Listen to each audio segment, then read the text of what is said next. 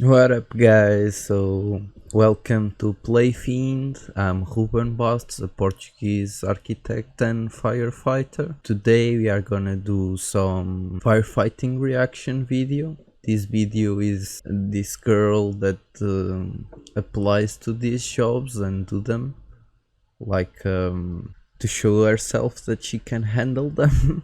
I don't know, and to show us how they're like. So yeah, guys, go to some place comfortable, grab something to eat, and let's get on with this. Don't forget to subscribe to the channel if you are new, and leave a like to this video and go to the other one and support that channel. I'm gonna leave the link to the video in my description. So, well, also I wanna thank my subscribers and my supporters for, well, all their support. Without them I wouldn't be able to do these almost every day. So, well, let's get my head a bit bigger to the side, you know the drill, right? And let's get on with this because this is gonna be a long one.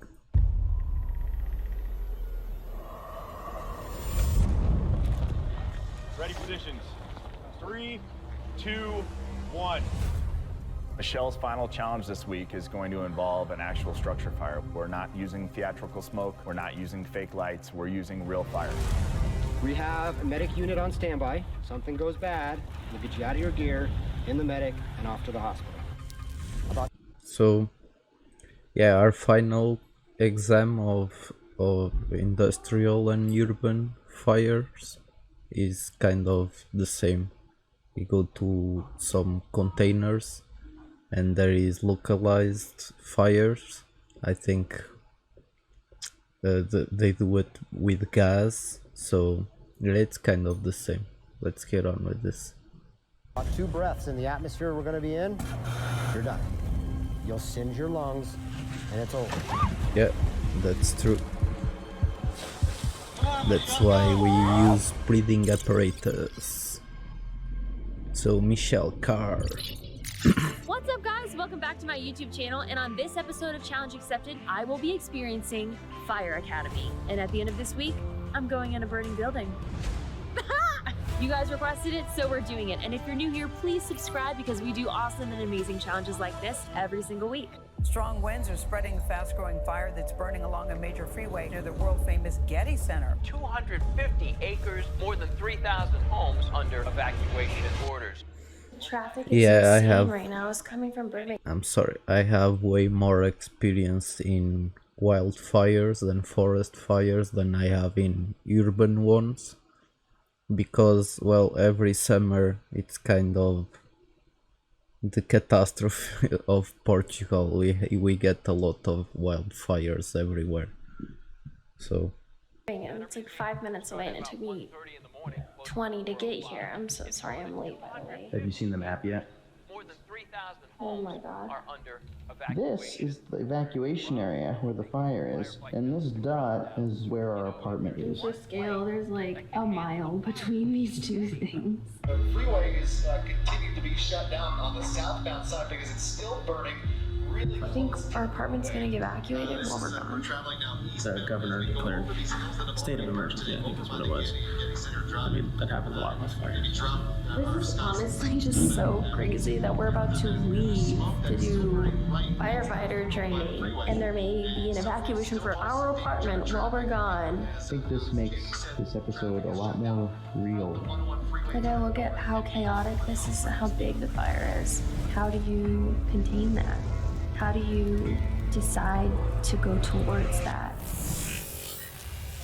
So the dimension of this fire and the houses burned, etc., kind of reminds me that 2017 big fire that Portugal had on Pedrógão Grande. There is a National Geographic documentary on that on a series that's called Witness to Disaster. I think it's episode 1 of season 1. So yeah, please go check it out. It was a national tragedy. A lot of people have died trying to escape from the fire, so don't take them lightly. Oh, look at this fire station, it's so cute.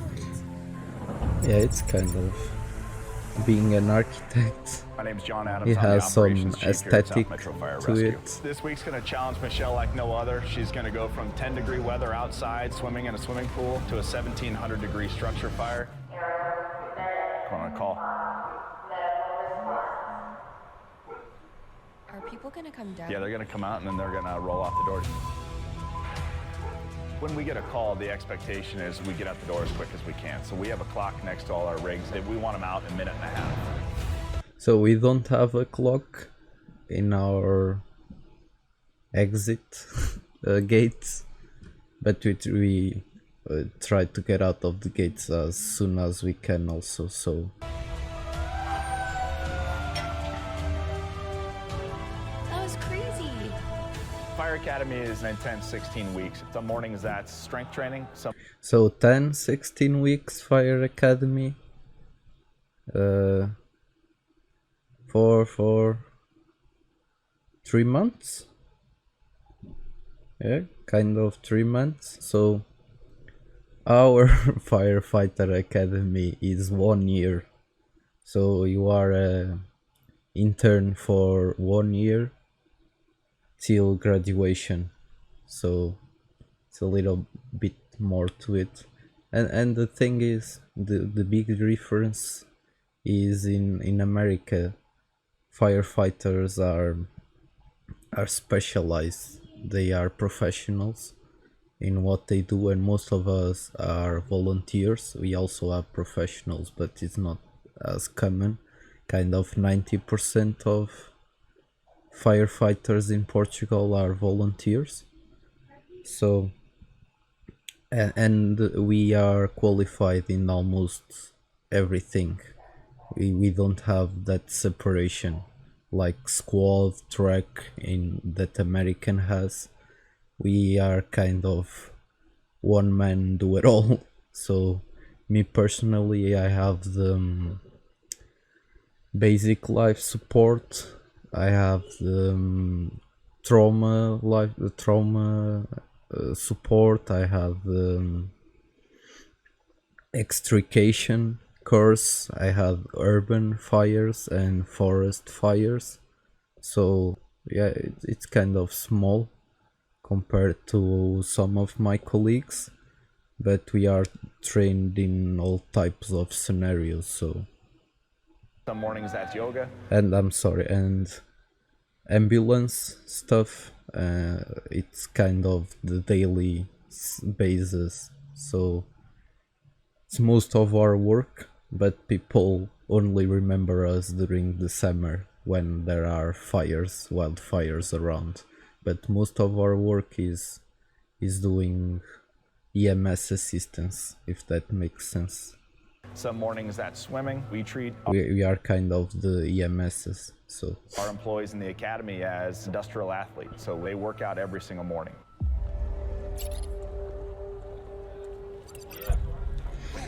No, we are not professional athletes. To an environment where they have to go into a frozen body of water with a small hole and retrieve an animal or retrieve a human that may have gone through that ice. And I can't swim. For people. And we want our firefighters really, to be confident of their abilities in the water. It's hard for me to swim. I sink like a nail. So I think, okay, we're getting in the pool and we're gonna start the workout. Not quite. All right, let's go. Get out. We immediately get back out and stand on the ice, freezing, doing jumping jacks. 3, 1, 1, 2, 3, 2, 1, 2, 3, 3. So, physical endurance. Well, how can I say this without being mean? We have all kinds of firefighters in Portugal. All kinds of weights, heights. and physical body types, and most of the old school guys, they have this belly, you know. So, well, of course we need to be physical prepared for everything we do, but since most of us are volunteers, we have other jobs, so we don't do this much athletic work, you know. 1, 2, 3, 2. No. If I continue to pause this, that much this video is gonna be an hour long. Okay, get up, go. Right into it. Come on, get positions. Begin. 1, 2, 3, 1, 1, 2, 3, 2, 1, 2, 3, 3, 1, 2, 3, 1, 1, 2, 3, 2. Yeah. Sir, you think you got it? You're the one making the call. You got it or you didn't? We got it, sir. All right, get in your lines. Go! Price command when you talk to him. Yes, sir. You're making that decision. You got to make that decision. The workout was very unpredictable. That's get in the true. Pool, get out of the pool. When you- Everything from when you push-ups do a to decision, trying to undo a lock underwater. So you everyone gotta knows that stick the code's to 11, it. 33, 23. Just a school padlock, okay? Same thing as last time, except for 2 people have to be under at all times. All right, guys, let's go get it. Everything that we do in the pool doesn't really have anything to do with swimming. It's all about communication. Can they communicate to let each other know what they have to do in order to get that lock open? Line up over there, guys. Line up over there. Let's go. You just did this drill last week. They finally figured it out and got a plan. And then this week, it's like they forgot all of it. If you've got a way to do it, don't try to reinvent the wheel. Good job. In the deep end. Go, get your sweatshirts on. I look in the water and all of our sweatshirts are at the bottom of the deep end. They say that we have to swim down, grab them, locate each sweatshirt to its owner, and put them on, all while treading water. Communicate enough detail so your teammates know what you're talking about. It's chaotic as hell. It's dark, we can't see anything, everyone's kicking and moving around. I finally hear, South Metro.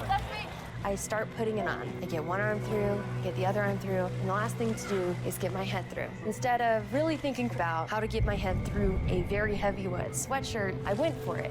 And the next thing I knew, I couldn't breathe and I was inhaling water. Yeah. Typically, people will get it over their head and they'll start to panic. It's another good opportunity for them to be communicating with each other. You have to tell someone else what you need. They can't tell you what you need. I hear my teammate say, "You're okay," and she pulls my sweatshirt over my head, and I'm okay. Yeah, that stuff is hard as hell. I start to panic a little when I'm on the water, so can only imagine. Could be in bed right now. Your best day has to be somebody's worst. Go. Ready positions, move. Begin. 1, 2, 3, 1, 1, 2, 3, 2, 1, 2, 3, 3. So my neighbors are so loud, I'm sorry. You've done this for 11 weeks. My neighbors are You're really amazing. lost. I can't believe we go from this to a burning building. Talk about extremes. My name is Connor Wist, and I'm a Public Information Officer for South Metro Fire Rescue. And I am Eric Hurst. I'm also a Public Information Officer here at South Metro Fire Rescue. You're at Fire Station 32. It's the newest of South Metros. We're happy that you're here, and we can take you through and show you what all is here. Come on in. Of course, no fire station would be complete without a fire pole. So I just heard them said there's a new fire station. Ours is making 143 years of existence, so it's one of the oldest in the country. I'm very proud of that, in the case you don't know. So Do I get to go down the pole? I think we can make that happen. Oh my gosh. disclaimer, guys, not all fire stations have a pool. Ours certainly doesn't, so deal with it. Safety button that you have to press before you go in. Push to exit. What do you say before you go down? Whatever you want to say. What would you say? Watch out. Oh, like this? Yep, there you go. You got it. Don't forget to wrap your legs around and squeeze tight with your legs. There you go. Bye. Good job. I was just holding on for dear life. Oh my God. I think this is the best part of being a firefighter. Just wait until you go inside a burning building. You might Nope. No. Michelle's final challenge this week is going to involve an actual structure fire where we're going to take one of our training buildings and we're going to light it on fire. She'll be in an air pack. She'll be in all the firefighter gear. We're not using theatrical smoke. We're not using fake lights. We're using real fire. That is what we're going to set on That's fire. the way to train, right? We're going to be With the coming real in through thing. this door. We are going to be crawling from here all the way down and around to the burn room. Okay. We do have props up here. This we use as a prop for a crib because we have kids that are in fires. We have furniture that we have to maneuver around. You're going to be dragging the hose this entire way. That's what you get to maneuver around all of this into this room. You might not know this, but the hoses full of water, they're heavy as hell. They're really, really heavy, and they're not easy to maneuver. They get stuck all over because once the line is charged, it gets to be this massive, massive thing. You can just experience it. You can't really imagine it. This is going to be the fire room. We're going to see that fire grow. We're going to see some smoke push this way. It's going to bank down here. And time is of the essence because there could be people in here that aren't able to escape. And that's our job, is to help them get out of the building. So that is going to be your job. Okay. You got this. She's scared. I'm Jason Camper, captain of South Metro Fire, currently signed to the Training Bureau. I'm Matt Brock, lieutenant, training, specialized in EMS. We're going to start getting you fitted with your gear. Oh. In today's fire environment, temperatures can get upwards of 1,700 degrees. We still need Michelle to be able to function, and so our gear keeps us at a comfortable temperature, a little bit above 100 degrees, so we don't overheat. I feel like the Michelin Man. So we have kind of the same suits. They're made of Nomex, I think it's what the material is called, and they are fire resistant. They're not fireproof, they're fire resistant. They can hold a bit in contact with fire, but not forever, you know. Just be careful. And those things are hot as hell. Really, really hot. So when you are in a burning building with temperatures of 500,000 degrees, it gets sweaty, really, really sweaty. So it's hard. Man. One more thing, the posts of the guys, one was a captain and the other was a lieutenant, I think. In Portugal we don't have those kind of military posts, so ranks, I mean. So lieutenant is what we call sub-chef, you know. Captain is a chief, and what is usual an American chief, it's our commander or commandant. So yeah, it's different. Wait, helmet. Oh man. So Lieutenant Eric Hindi hand makes these shields out of leather, and he's taken the time to go ahead and make you one. The firefighter's helmet is a very prideful portion of their gear, and so we'd like to present you with this helmet. Yes, it is. This is incredible. I'm tearing up because I just can't believe you guys would do that. This is so meaningful, and I will wear this with pride and take everything we do here very seriously. We appreciate it. We're going to make sure that her air pack fits well and her face piece fits, so that when we put her in a structure fire, we can be assured that she's only breathing the air from her pack and she doesn't have a leak anywhere in her. So do they have their own air apparatus? Their own breathing apparatus? Each firefighter has one? Please leave it in comments if you know the answer. We have like, I don't know for sure, but like 15 of those, and yeah, it's first hands on deck. So yeah, not every one of us has one. You just manage with the material we have. So Her mask, which could compromise her health. Oh, it is heavy. So between the air pack and the gear, you're going to gain about 65 pounds. 65? That's half True. of what I weigh. Yeah. This is the regulator. This is what will get the air from the cylinder to your mask. Go ahead and breathe in. Yeah, you notice that little jump. So when you are putting that thing on the facial mask, you get like a few seconds without any air, and when you do this, when you inspire, it only gets,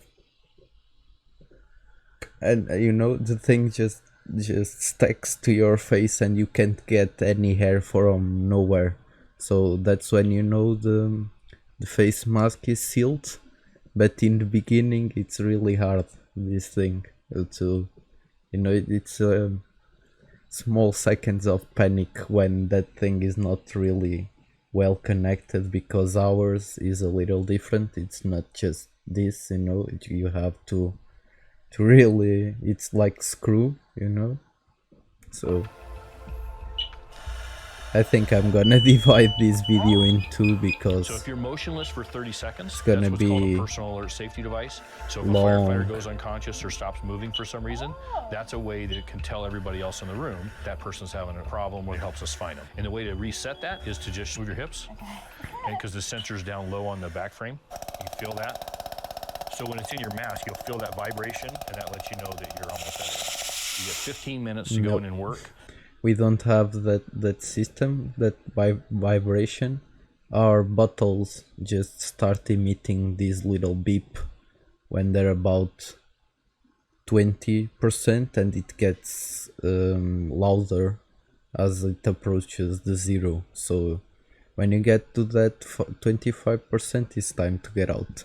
You get 15 minutes to escape, and you have 15 minutes if something goes bad. I can't stress to you enough, you cannot pull your mask. You cannot. It is going to be so very hot and such a smoky environment that it could be one breath, could cause some major problems. Michelle's gonna be going through the maze this week, and the maze... Yeah, what he's telling her about is, if you try to inspire that hot hair, you will burn your airways, so you will be done for.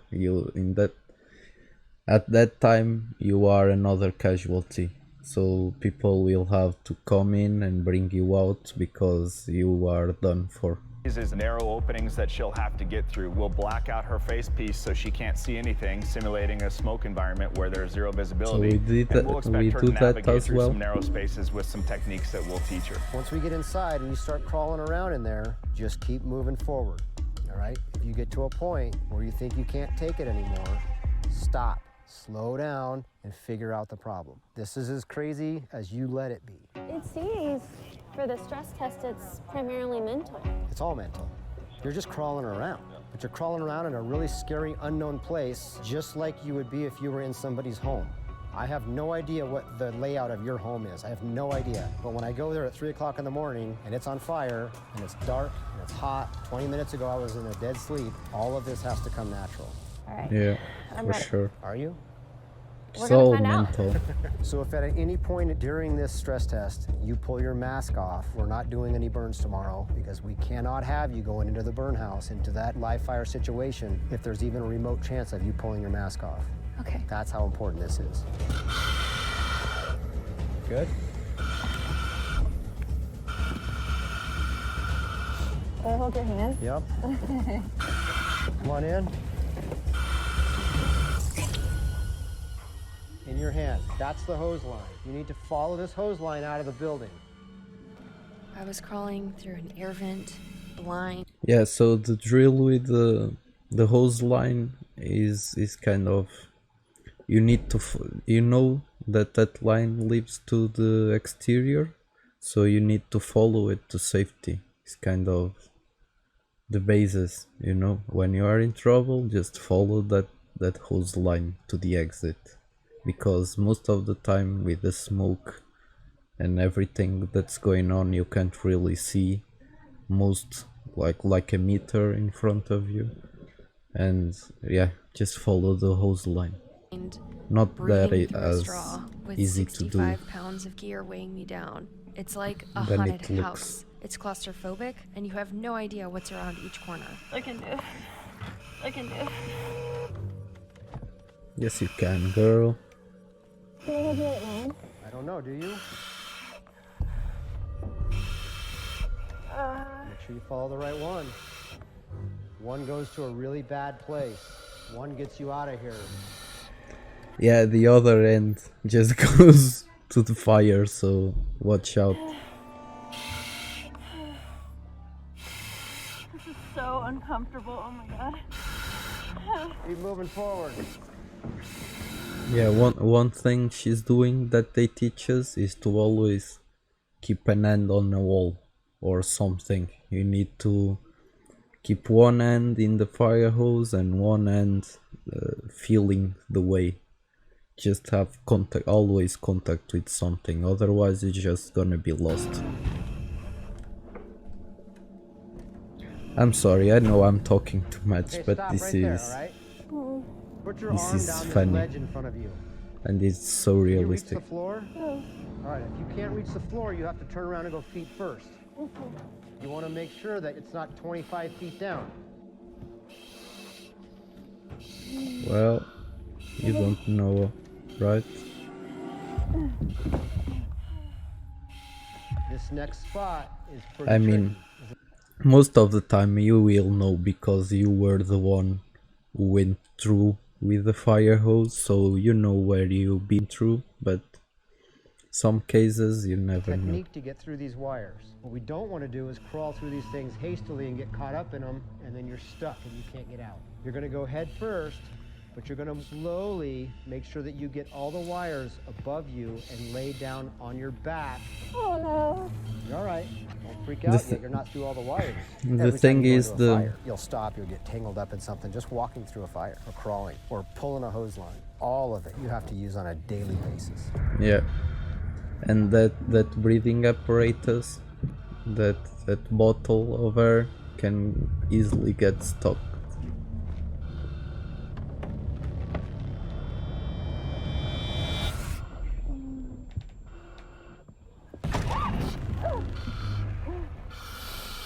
So they just simulated You gotta get out of there. the Yeah, all the floor training we put our breaking. employees through is, what are you going to do if the worst case scenario happens to you? If the floor collapses, we Yeah. want you to have gone through that in a safe environment so you can start thinking through what you need to do. You know what that noise is? Yes. It means you're almost out of air. She's trying harder. Now she's knowing she's almost out of air. When you hear that, in our case the beep, you need to slow down your breathing because it will save a bit more air. If you try to run, if you try to do things hastily, you're gonna breathe heavily and you're gonna need even more air, so it goes faster.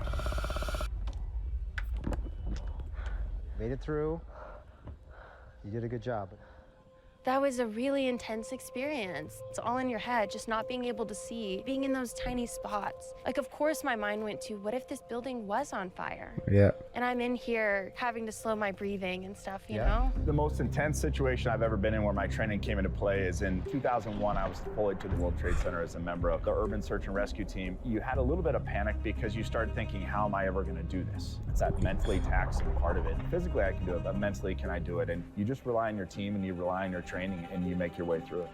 And the amount of firemen and first responders that die on 9/11. I'm not from America, but I'm from Europe, so of course we know all about it. And I actually studied the subject a little bit more, and all the conspiracy theories and stuff, you know, termite and And the thing that struck me the most was the amounts of first responders lives lost on the stairs and just trying to save the other guys, just putting their lives out there, trying to get the people out. When the building collapses, it gets me, you know. It's real.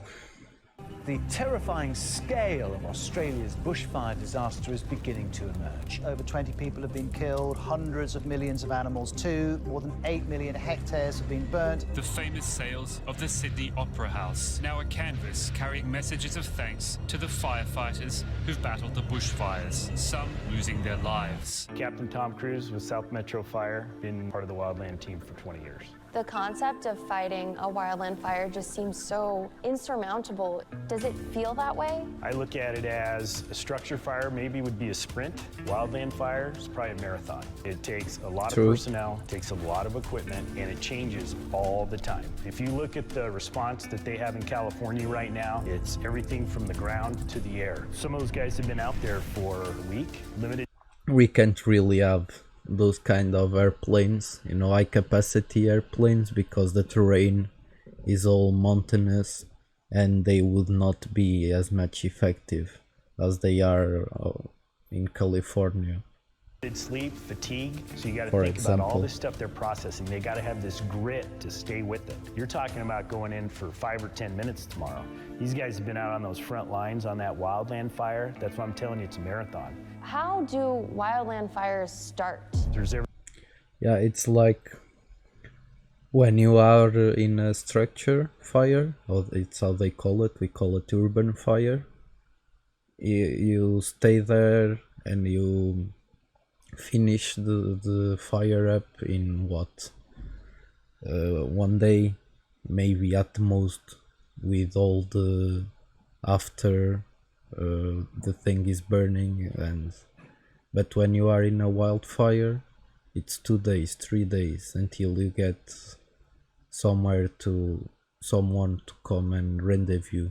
So Everything from arson, chain dragging on the road, tree branch falling into a power line, and then you just have people burning stuff and maybe not real. in Portugal, I think 99.9% of wildfires are provoked by humans, not accidents. So Realizing how dry it is. Is there a specific story that you think of as the most difficult fires you had to fight? I would say the twist fire. We had 5 or 6 structures going up a road. We went up to evaluate the structures. The wind shifted and it just exploded and took off. Probably the first 30 minutes might have gone over 3,000 acres. And 3,000 acres in 30 minutes. Yep. Some of the engines we were up there got caught and they got burned over. We lost 3 guys. And you never want that. no, you don't.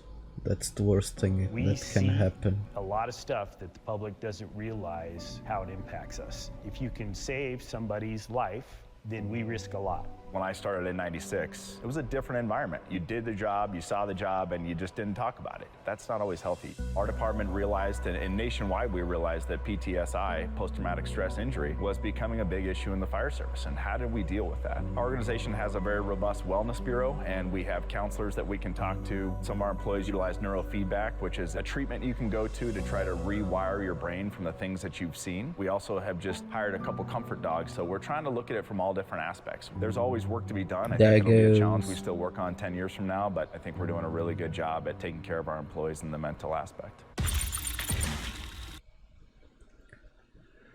Yeah, you see some hard stuff. People, you remember that being a firefighter is all about making someone's worst day better. Not the best day, because it will always be their worst day, but you need to do it so that they can have it better, and most of the times so that they can survive. And most of the people don't even understand that, because even the victims, because they most of the time don't understand how close they were to to die, you know, to being crippled, injured, whatever. So guys, I'm gonna pause this video in here, and I'm gonna leave the rest for next episode, because this one is getting way longer than I thought. I've been talking a lot, so let me just make my head normal. And this was it for today's video on firefighting, and I wished I could seen it all, but mine is getting way large. So yeah guys, don't forget to leave a like to this and the original one, and subscribe to the channel. So bye.